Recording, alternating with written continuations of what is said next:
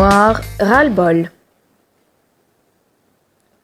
Plus de 20 000 personnes ont manifesté dans les rues de Nantes pour râler contre la marée noire provoquée par l'Erika. Les côtes sont toujours souillées par le pétrole. Le 12 décembre 1999, l'Erika, chargée de 37 000 tonnes de pétrole, se casse en deux au large de Finistère, en Bretagne.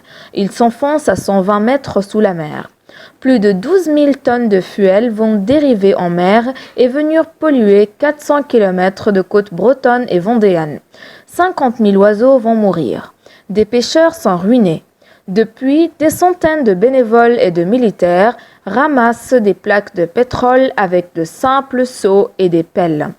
Les plaques de pétrole semblaient avoir disparu, mais elles sont revenues ces derniers jours. Le pompage du pétrole qui reste encore dans l'Erika a été retardé à cause d'une météo difficile. Pire, on a appris que ce fuel contiendrait des déchets cancérigènes qui entraînent le cancer. C'est pour montrer leur colère que les manifestants ont défilé dans les rues. Ils veulent que des mesures soient prises pour que ce genre de drame cesse. Que faire?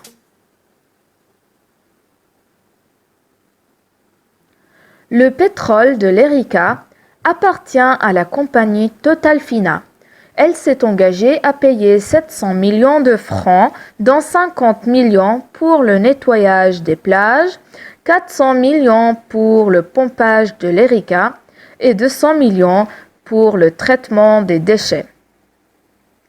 L'Erika battait pavillon maltais et avait un capitaine et un équipage indien. C'est ce que l'on appelle un pavillon de complaisance. Ces bateaux sont moins contrôlés et leur équipage coûte moins cher.